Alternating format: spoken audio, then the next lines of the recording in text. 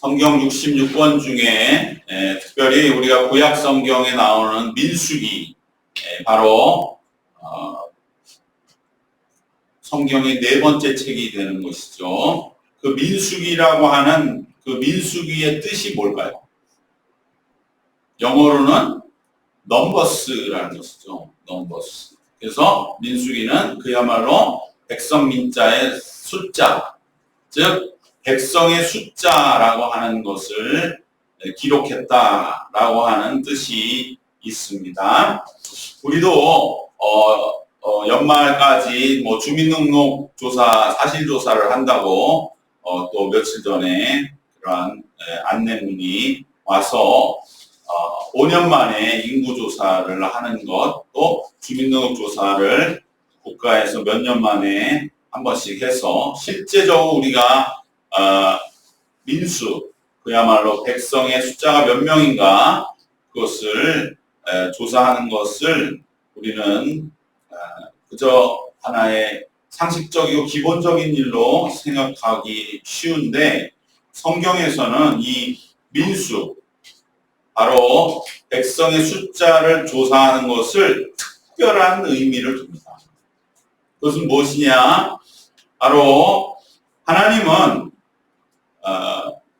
구약 성경에서 인구조사할 때 그저 나라가 필요하다고 왕이 정해서 인구조사하는 것을 불신앙의 행동으로 여기십니다. 그리고 그러면 하나님이 인구조사를 하지 말라는 것이냐? 그것은 아니죠. 하나님의 허락을 받고 인구조사를 해야 하는 것입니다. 특별한 의미를 두는 겁니다.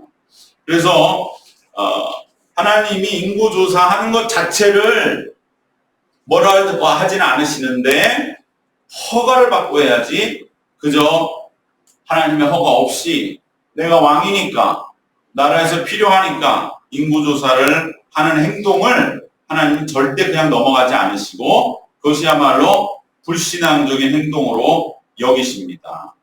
오늘날 상식적으로 볼 때는 좀 이해가 안 될 수 있지만, 여기에 우리는 내 인생에 이걸 적용하면 어떻게 되겠습니까? 한 나라의 인구를 조사한다면 무엇이겠습니까?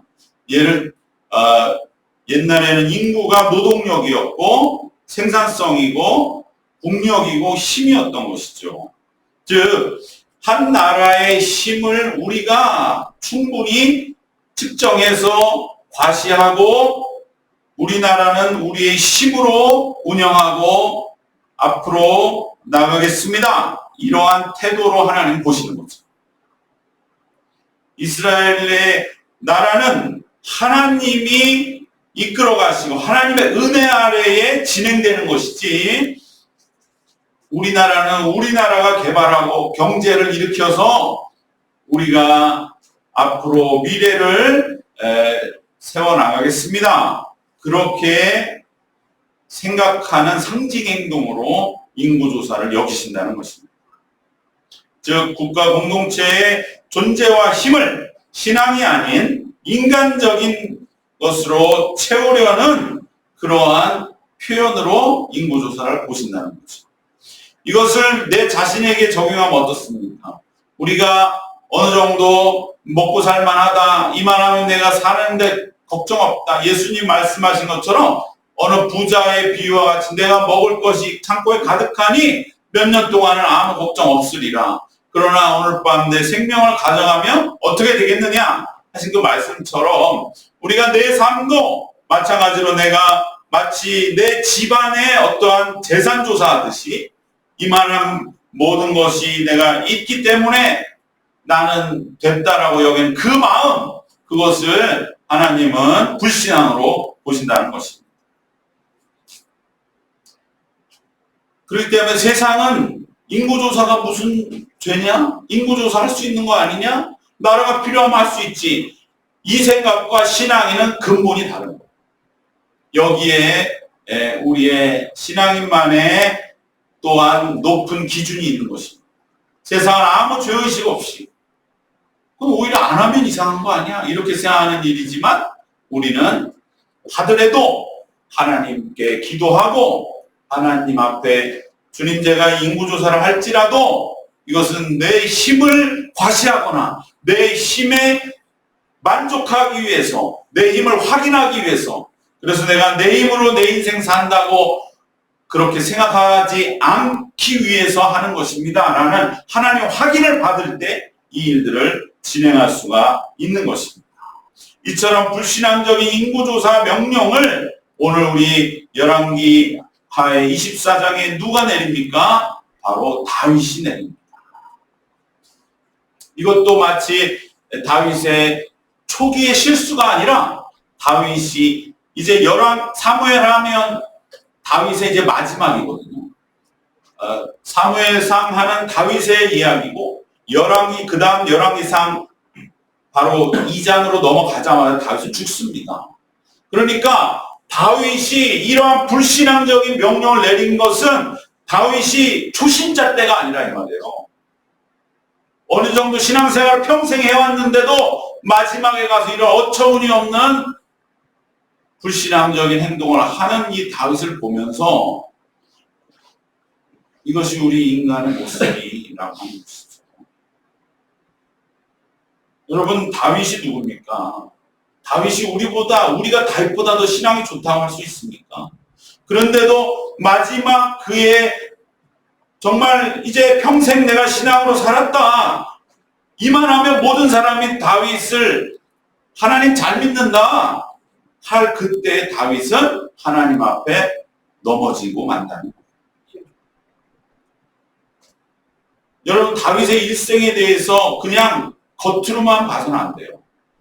그가 골리앗을 이기고 사울을 피하고 왕이 돼서 승승장구했지만 그 인생은 마지막에는 비참하게 꺾어지는 사건을 겪습니다. 대표적인 게 뭡니까? 너무나 유명한 밧세바와의 사건이죠. 그 사건 이후로 다윗은 완전히 내리막이에요. 자식들이 막 왕이 되겠다고 하고 압살롬의 반역이 일어났죠. 근데 이 밧세바의 사건 못지않게 두 가지의 잘못인데 하나가 뭐냐? 바로 오늘 24장에 있는 인구조사입니다. 우리가 밧세바는 많이 알지만 인구조사도 다윗에게 치명적인 그러한 하나님 앞에서의 말년 노년의 실수였다고 하는 것을 우리는 꼭 기억해야 할 줄로 믿습니다. 평생을 신앙인으로 살며 정말 남들보다 혹독한 믿음의 훈련 속에 그 누구보다 성숙한 신앙인으로 여겨졌던 다윗입니다. 그러한 다윗이지만 마치 지난날의 영적인 삶의 모든 여정, 수없이 많은 시편을 남긴 그러한 신앙적인 삶의 영적 인생을 다 수포로 돌리는 것 같은 그러한 행동을 마지막에 인구조사 명령을 내리는 걸 보면서 우리는 바로 여기에서 원죄라고 하는 게 무언가를 확인하게 되는 것입니다. 인간이 원죄에 평생 헤어나지 못하고 있는 인간의 자화상을 깨닫는 겁니다. 여러분, 오늘 우리에게도 이러한 지난날의 모든 신앙의 훈련들을 수포로 돌아가는 것 같은 시험이 우리에게도 얼마든지 있을 수 있습니다. 우리가 다윗보다 나은 게 하나도 없잖아요. 그때 우리는 얼마나 실망하겠습니까? 내가 그래도 평생 집사, 권사, 장로, 전도사, 목사로 살았는데 이게 다 날아가는 거죠. 그냥 네가 불신앙으로 가득 차 있다. 평생 신앙생활 했던 것 이게 무슨 소용이냐라고 물을 만한 일을 우리는 덜커덕 걸려서 넘어지는 시험이 우리에게도 있을 수 있습니다. 그때 가장 심각한 건 뭐냐? 다른 사람이 아니에요. 내 자신이 그거를 보고 실망한다는 거죠. 얼마나 실망하게 될 것인지. 근데 사실은 자기도 알고 있어요. 또 신앙생활을 오래 해봤기 때문에 내가 이 죄에 넘어지면 얼마나 혹독한 대가가 뒤따를 것인지, 내 모든 건 다 무너진다고 하는 것을 자신은 너무나도 잘 알고 있어요. 오늘 말씀에 다윗이 인구조사 한다니까 누가 반대합니까? 다윗의 오른팔이자 사촌 동생이자 너무나 다윗과 생사번호를 같이 한 요압조차도 어떻게 하려고 하십니까? 이것은 뻔히 하나님이 원치 않으신 일인데 지금 인구조사를 한들 지금 온 백성이 다윗 당신을 지지하는데 왜 쓸데없는 일을 해서 하나님의 화를 자초합니까? 다윗도 뻔히 알아요. 그런데도 죄의 길로 걸어 들어가는 게 인간입니다. 이게 원죄의 무서움입니다. 원죄라고 해서 무슨 큰 죄가 있는 것처럼 여기는 건 세상의 무지예요. 세상 사람들은 그러죠. 왜 기독교는 이렇게 다 죄가 있다고 해? 그거는 우리가 무슨 잘못을 특별히 져서가 아니라 다윗의 이 모습이 원죄라 이 말이에요. 누구보다도 성공적으로 살았고 왕까지 했고 신앙인으로 시편은 주옥 같은 시편을 남겼지만 가장 가까이 있는 사람도 뜯어 말리지만 죄의 길로 뻔히 걸어 들어가고 있더라는 거죠. 이게 원죄예요. 원죄가 뭔지를 알려면 성경을 알아야지. 성경에 대해서 알지도 못하면서 원죄가 뭐 아는 것처럼 왜 기독교 죄 있냐? 무식한 소리죠. 바로 원죄라는 것은 무슨 큰 죄를 졌다거나 벗어날 수 없는 평생의 올가미에 걸려있는 그런 것만을 뜻하는 게 아니라 모든 걸 다 알면서도 다시 죄의 뒤를 쫓아가는 인간의 약함, 인간의 한계, 이것이 곧 원죄인 것입니다. 다윗 정도 됐으면 원죄는 이미 해결이 됐고 죄로부터 이제 벗어나서 이제는 어느 정도는 정말 누가 봐도 저 사람은 신앙인이야 라고 그렇게 된 줄 알았는데 다시금 불신자와 같은 모습에 불과한 이 다윗의 모습, 자신의 모습을 발견할 때 그동안의 믿음 생활이 정말 무엇이었나 하는 실망감과 좌절에 흔들리는 것입니다. 그러나 문제는 뭡니까? 여기서 문제는 죄를 지었다는 사실보다도 바로 그 좌절과 실망과 낙심입니다. 다윗이 그래도 하나님 앞에 오늘날까지 신앙인으로 우리의 칭송받는 건 그는 그래도 죄에 매진 않아요. 오늘도 죄를 져서 이제 깨달은 거예요. 인구조사를 하고 나니까 이제 깨달은 거예요. 그러니까 다윗은 바로 어떻게 합니까? 10절 말씀에 다윗 10절 우리 같이 한번 말씀 읽겠습니다. 다윗이 백성을 조사한 후에 그의 마음에 자책하고 다윗이 여호와께 아뢰되 내가 이 일을 행함으로 큰 죄를 범하였나이다. 여호와여 이제 간구하오나니 종의 죄를 사하여 주옵소서. 내가 심히 미련하게 행하였나이다 하니라. 그러니까 다윗이 그래도 정말 하나님 앞에 신앙생활한 보람은 여기에 있는 거예요. 죄에 매여 있지 않고 주님 내가 잘못했습니다. 자책하고 주님 내가 어떻게 하면 이 죄를 사함받겠습니까? 회개하는 자리로 돌아오는 거죠. 죄보다도 두려운 것은 좌절과 낙심과 실망입니다. 아유 내가 다윗인데 내가 평생은 신앙생활하고 시편을 남겼는데 내가 어떻게 이러한 잘못을 하지? 여기에 머물러 있는 게 아니라 그래 내가 그럴 수 있어. 다시금 돌아와서 주님 제 자애를 사해 주옵소서. 어떻게 하면 좋겠습니까? 바로 우리도 마찬가지입니다. 내가 불신자와 똑같은 생각을 하고 있구나. 똑같은 죄를 짓고 똑같은 생활하다가 또 이렇게 주님 앞에 나왔구나. 그 마음 든다 할지라도 좌절과 실망과 낙심에 쌓여 있지 말고 우리는 그저 그 일을 통해서 내가 원죄를 확실하게 이제 깨닫게 됐다. 나는 좀 깨끗한 줄 알았더니 그게 원죄가 아니라 뻔히 죄를 알면서도 끌려가는 게 원죄구나. 그걸 깨달았다는 것을 감사하고 오직 그러기 때문에 우리에게 주신 속죄, 사죄의 은혜가 얼마나 귀하고 예수님 십자가 보혈로 죄 씻음 받음이 우리 구원의 유일한 밧줄이요 생명줄임을 다시 한번 깨닫고 확실하게 우리의 구원 되신 예수님을 붙잡아야 할 줄로 믿습니다. 우리에겐 예수님이 계시지만 다윗의 시대에는 그럼 어떻게 죄사함 받습니까? 바로 속죄와 제사를 드리는 것 그리고 징벌에 합당한 것을 받는 것이죠. 죄값을 치르는 거죠. 그래서 다윗은 자신의 이 죄를 회개하기 위해 선지자 갓에게 속죄의 길을 여쭙는 거죠. 그럴 때 갓 선지자가 세 가지를 말합니다. 하나님이 세 가지의 징벌 중에 하나를 택하라고 하십니다. 그 세 가지가 뭡니까? 그것이 바로 13절에 나와 있는 세 가지의 갓이 말한 징벌입니다. 우리 13절 같이 읽겠습니다. 갓이 다윗에게 이르러 아뢰어 이르되 왕의 땅에 7년 기근이 있을 것이니까 혹은 왕이 왕의 원수에게 쫓겨 석 달 동안 그들 앞에서 도망하실 것이니까 혹은 왕의 땅에 사흘 동안 전염병이 있을 것이니까 왕은 생각하여 보고 나를 보내신 이에게 무엇을 대답하게 하소서 하는지라.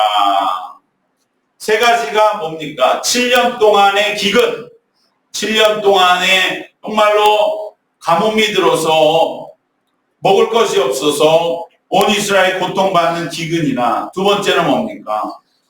석 달 동안에 다시 다윗이 도망가는 것이죠.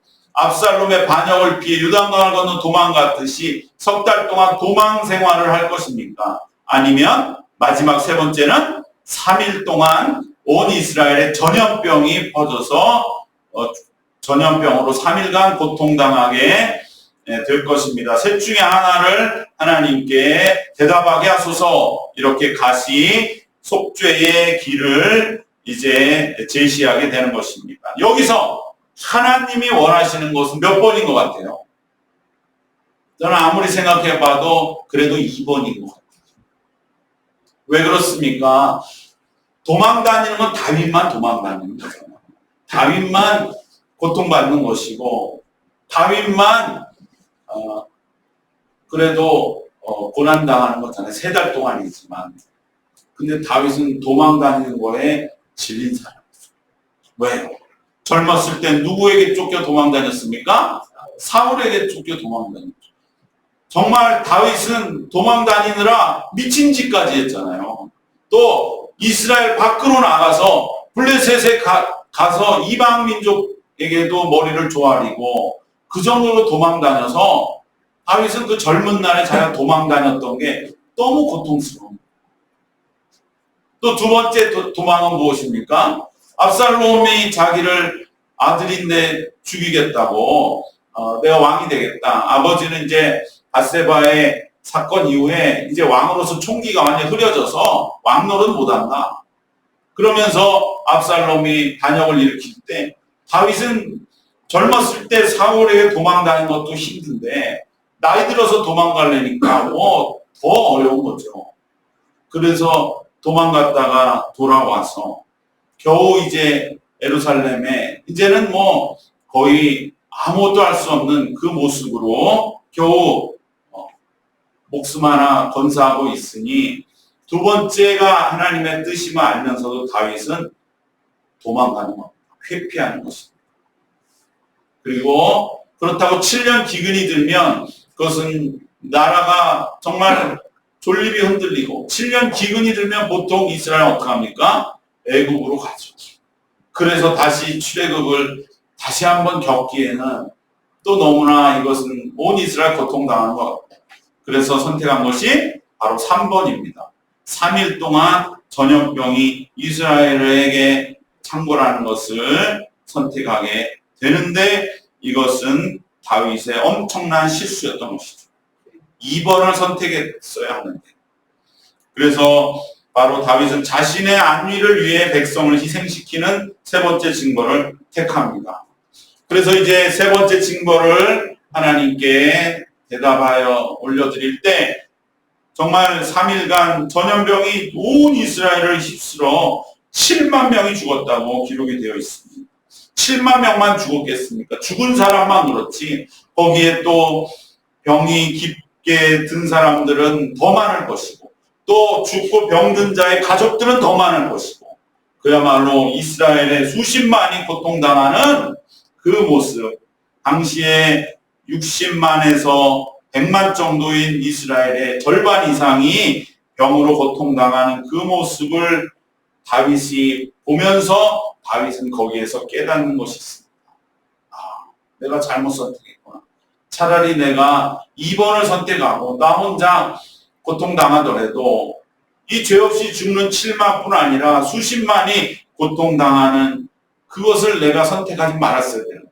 내가 평생 신앙생활 했다는 사람이 왜 그 순간 도망가는 게 무서워서 회피하고 도피하고 싶어서 잘못 선택했구나. 그 괴로움이 너무나 커서 다윗은 어떤 기도를 드립니까? 그것이 바로 오늘 말씀의 총 주제가 되는 17절, 바로 자신을 내어놓는 기도입니다. 우리 17절 말씀, 24장 17절 말씀 같이 공독하겠습니다. 다윗이 백성을 치는 천사를 보고 곧 여호와께 아뢰어 이르되 나는 범죄하였고 악을 행하였거니와 이 약물이는 무엇을 행하였나이까? 청하건대 주의 손으로 나와 내 아버지의 집을 치소서 하니라. 아멘. 나를 치소서. 이것은 나를 희생시켜 달라는 기도인 것이죠. 즉 자신을 내어놓고 고통받는 이스라엘의 그 병으로 인하여 죽어가는 자들을 고쳐달라는 간절한 기도인 것입니다. 이것이 바로 대신 자신을 속죄 제물로 죄를 사하기 위해 내어놓는 기도요. 이것이 바로 예수님의 십자가적인 기도 다름 아닌 것입니다. 하나님은 다윗에게 바로 이 고백을 원하셨다. 그러므로 하나님은 이에 징벌을 멈추시고 온 이스라엘을 다니며 징벌을 내리던 천사가 그 순간 머물러 있었던 바로 예루살렘 아라우나의 타작마당 그 자리에 천사를 이제 더 이상 병의 씨앗을 뿌리지 마라 명령을 내리고 그 자리에 제단을 쌓게 하시는데 이것이 바로 예루살렘 성전터가 되는 것이죠. 예루살렘 성전터는 그냥 좋은 집자리 정한 게 아니에요. 풍수로 정한 게 아니고 다윗의 왕궁이 있기 때문에 근처에 가까이 정한 게 아니라 다윗의 대속의 기도, 자신을 이제는 진짜 예수 하나님 앞에 내어놓는 그 기도 위에 예루살렘 성전 자리를 정하시는 것입니다. 이처럼 하나님이 우리에게 원하시는 것은 우리의 최종적인 신앙은 바로 하나님 앞에 자신을 내어놓는 대속적인 믿음, 여기에 하나님 우리를 이르기를 원하십니다. 바로 하나님이 다윗에게 원하신 최종적인 믿음은 골리앗을 물리치는 용기의 믿음도 아니요, 사울을 피해 도망하며 하나님만을 오직 의지하는 믿음도 아니라 성전을 지키기를 결단하는 하나님에 대한 사랑으로 충만한 그러한 믿음도 아니고 다윗이 하나님이 다윗에게 바라고 원했던 유일한 믿음은 하나님을 향해 자신을 내어놓는 대속적인 믿음입니다. 여러분 우리도 마찬가지입니다. 하나님은 우리 믿음이 예수님처럼 자신을 내어놓는 그 신앙과 믿음에 이르기를 원하신다는 것을 우리는 오늘 본문을 통해 다윗을 통하여 깨닫게 됩니다. 그런데 이 대속적인 믿음에 이르는 길은 결코 만만치 않고 간단치 않습니다. 엄청난 고통과 또 죄에 대한 그 아픔을 지니고 그럴 때 오직 하나님만을 바라보며 하나님께 자신을 내어놓겠다고 결단하고 기도로 승리해야 하는 믿음입니다. 바로 이 대속적 신앙의 마지막 고비를 넘게 하시기 위하여 다윗은 바로 이 혹독한 시험을 거쳐야 했습니다. 자신의 영적인 삶의 모든 여정을 다시 그 원점으로 되돌리는 것 같은 시험을 거쳐야 했습니다. 그 좌절과 실망을 뛰어넘어서 다윗은 자신이 또한 잘못된 선택을 통해서 자신을 대신하여 온 이스라엘 백성이 고통당하는 것을 보는 그 아픔을 겪어야 했고, 그리고 다윗은 이제 비로소 그 아픔 속에 대속적인 기도와 믿음에 도달하게 됨으로 인하여 오히려 하나님은 이 모든 다윗의 실수와 백성의 피와 다윗의 그 고통, 자기가 죽는 게 더 나았겠다고 하는 그 고통을 뛰어넘어서 바로 영광스러운 예루살렘의 시작을 이제 지정하시는 축복을 내려주셨습니다. 여러분 우리도 이것을 기억해야 됩니다. 우리도 모든 것을 다시금 되돌리는 것 같은 좌절스러운 죄책 속에 깊은 믿음의 상심이 들 수가 있습니다. 하지만 하나님은 이 실패를 통하여 우리에게 대속적인 믿음이 우리 믿음의 최종 목적지요. 그 믿음을 우리가 갖도록 이 고통의 계기를 쓰신다고 하는 것을 깨닫기를 원하시는 줄로 믿습니다. 그리하여 다윗이 자신을 내어놓는 그 기도를 주님께 드림으로 바로 예루살렘의 영광의 축복을 시작하게 하신 것처럼 오늘 우리도 어떠한 시험과 어떠한 좌절 속에서도 흔들리지 말고 이 고난을 계기로 하여 대속적인 믿음에 이르시기를 축원합니다. 내가 누군가를 위하여, 하나님을 위하여 나를 내놓는 믿음. 다윗이 평생 예배 안 드렸겠습니까? 다윗이 평생 헌금 안 드렸겠습니까? 그러나 하나님은 다윗의 대속적인 믿음을 원하십니다. 바로 우리는 이 믿음을 우리가 이 모든 고난을 통해서 얻음으로 주님 내 힘으로는 할 수 있는 게 하나도 없습니다. 내가 주님께 드릴 만한 그러한 아무것도 없지만 주님 제 믿음을 받아주시옵소서. 그 믿음으로 이제 우리가 주님께 고백하며 나아간다면 하나님은 우리에게 상상했던 그 영광이 현실이 되는 놀라운 그 자리로 우리를 이끄실 줄로 믿습니다. 다시 한번 십자가를 향해 일어나셔서 대속적인 믿음을 회복하심으로 남은 생을 살아 주님 내 모든 것을 정말 하나님께 드리겠습니다. 그러한 믿음으로 우리가 다시 한번 기도하고 결단하고 내 고난은 바로 거기에 의미가 있는 것을 하나님께 깨달았음을 고백하며 하나님 반드시 힘을 주십니다. 하나님 반드시 힘을 주십니다. 우리가 대속적인 믿음, 그건 너무나 큰 거 아니야? 그럴 수 있지만 그 마음을 가지고 그냥 기도하는 거예요. 주님 아직 저는 커 보입니다. 너무 그렇게까지는 제가 할 수 있을까? 그 문제의식만으로도 하나님은 긍휼히 보시고 우리에게 대속적인 믿음에 이룰 수 있도록 우리를 붙잡아 주실 줄로 믿습니다. 그러한 은혜로 주님을 향해 나아가는 우리 모두 되시고 오늘 말씀 내용 많지만 정말 이 일들을 우리가 하나하나 새겨보면서 좌절했지만 다시 일어나서 결국 하나님이 원하시는 의도는 내 자신을 드리는 길을 원하시는구나. 그 기도에 이르를 때에 예루살렘의 성전토가 결정되는 영광을 주시는 그 모든 하나님의 놀라운 영광의 삶에 이르시는 우리 모두가 되시기를 주님의 이름으로 축원합니다. 기도하겠습니다.